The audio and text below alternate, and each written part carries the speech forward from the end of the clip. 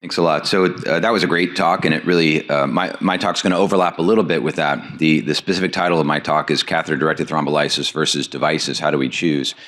And I think that last slide that Elizabeth showed really captured the way we think about approaching these patients. There are some patients that are very straightforward, an embolus to the bifurcation of the common femoral. That's a pretty easy case. In other cases where you have extensive thrombosis, in situ disease, there's no easy way to fix those. And so I think that the patient heterogeneity is important, and deciding which approach to use isn't a binary thing. It's more of a reaching into that toolkit and applying different techniques for different patients and also different points along a specific patient's care. So prior to the 1900s or mid-1900s, really amputation was the only treatment for acute ischemia. That changed with the Fogarty catheter shown here, which is basically a red rubber catheter with a part of a finger of a glove attached to it that John Fogarty developed. That was developed in tandem with evolving techniques of surgical bypass in the 50s and 60s that really helped us do something other than amputations for these patients.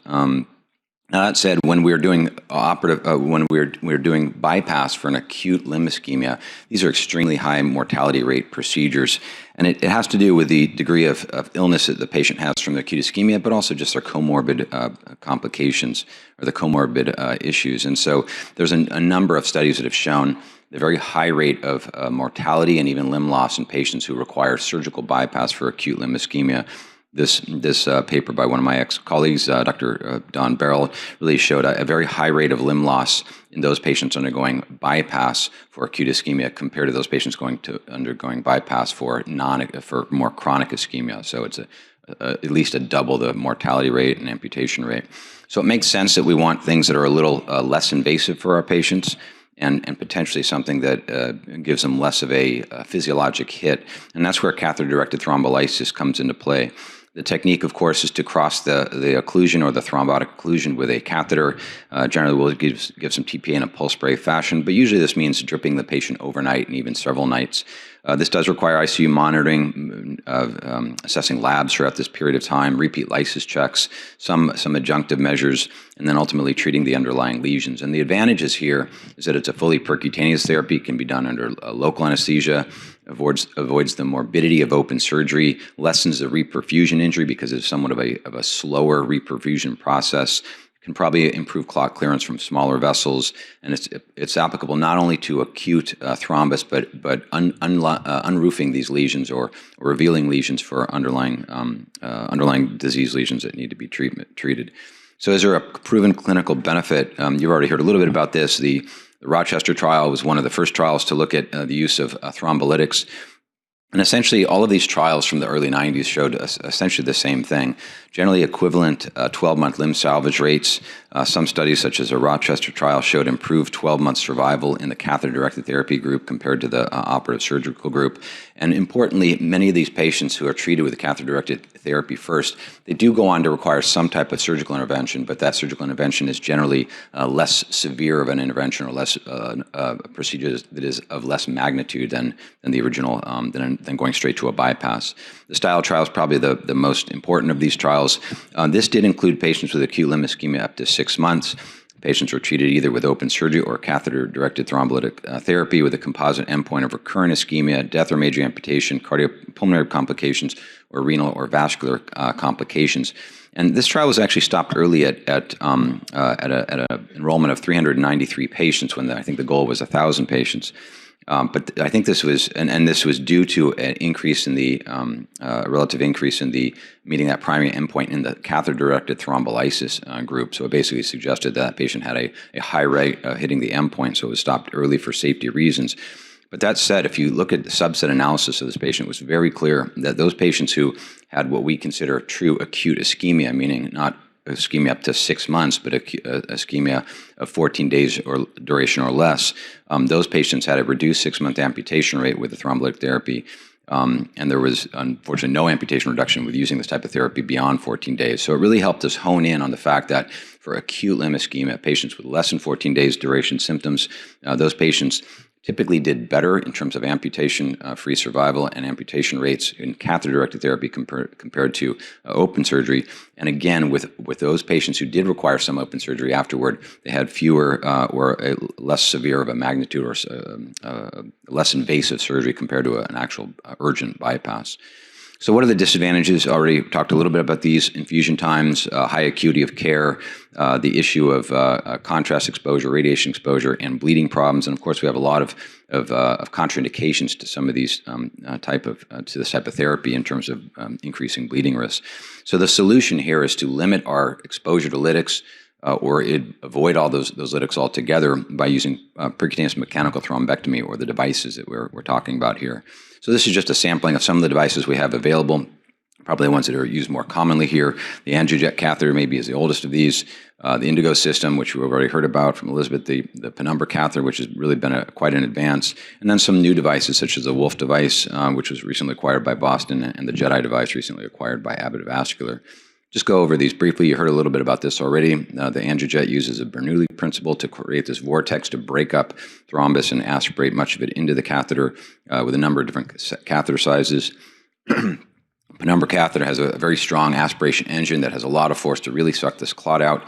One of the problems with this device is you can get clot corked on the end, as you heard, and that's where the separator wire helps to break up the thrombus. The walk vascular catheter, or now the Jedi catheter by Abbott. This is a similar device to the penumbra catheter, but in the middle of the tip, there's a saline jet that is used to break up that thrombus when it corks on the end. And so this is, I think, somewhat of a game changer in being able to clear thrombus that otherwise would get stuck in that catheter and make it so that the catheter has to be basically removed from the body. This catheter comes in 6 and 8 French catheter sizes. This is an example of a case done with the penumbra Indigo system. You can see basically a big common femoral occlusion from a large plug of thrombus that was treated with one of the Indigo devices. Thrombus lodged down to the popliteal. That was sucked out as well, and you can see the final result. So you can have very dramatic improvements and very rapid improvements in perfusion just by using these catheters with the right type of lesion. There is some support for the use of these devices in the literature, but there is not support to the same degree that we had in the 90s with the catheter-directed versus surgery trials. You already heard a little bit about the Pearl registry, 283 patients, 83% technical success rate, half the procedures without catheter-directed therapy as a follow-up. And the conclusion of this study is that basically pharmacomechanical thrombectomy with these devices should be a first line to decrease our reperfusion times and selective use of catheter-directed therapy thereafter. This is a small single-center study an early study of the Indigo device. Technical success in 70%, and shorter treatment duration in those patients who had a good initial outcome with thrombectomy. And this is generally how I use these devices. For anything that I think I might be able to clear in one setting, I'll go ahead and use one of these aspiration catheters. Try to get a single session procedure accomplished, and if that's not successful, then we sometimes drip overnight to clean up the residual. Another single center study, slightly larger, this is using the angiojet, retrospective study of catheter-directed versus mechanical thrombectomy devices. 49 patients, 2/3 of which were catheter-directed. And basically, this study showed equivalent limb salvage and patency rates at 720 days with a higher mortality in the catheter-directed group. And also identified some risk factors for poor outcomes in the mechanical thrombectomy group, such as long run times causing renal failure. But more or less, again, each of these trials are showing the same thing: an equivalent rate of limb salvage with shorter duration of treatment times and less exposure to lytics.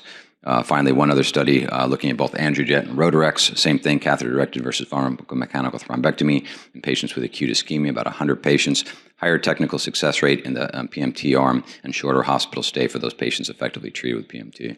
So how do we choose between devices? I think that you need to be somewhat, you need to have all of these in your wheelhouse. You need to look at the patient population and what the presentation is to try to decide. And some of what we choose to use depends on the patient presentation, or I'd say a lot of it does. And certainly when you look at the category of Rutherford ischemia, that's the most important thing. Some patients in category 1 can be treated in any number of ways, whereas other patients really need an immediate reperfusion of their vasculature, those patients with some motor or sensory deficits. So this is generally my algorithm. It doesn't really say whether which device we're using, but again, it's sort of guided by the presentation with the idea that we'd like to try to minimize the prolonged treatment times and prolonged exposure to lytics. And some of these patients are better treated with a pharmacomechanical thrombectomy, whereas other ones are treated better with catheter-directed therapy. So I don't know that I've really answered which device we use, other than to say that there's a trend toward trying to go to a single session therapy, and there is some growing data and literature to suggest that this is possible. What we do know is that open surgical revascularization carries a very high degree of perioperative morbidity and mortality. Catheter-directed thrombolysis has been proven to have advantages over surgical revascularization, specifically in patients with short duration of symptoms of less than 2 weeks. And the percutaneous thrombectomy devices really help to decrease our lytic exposure and shorten our treatment times with equal results in terms of limb salvage. Thank you.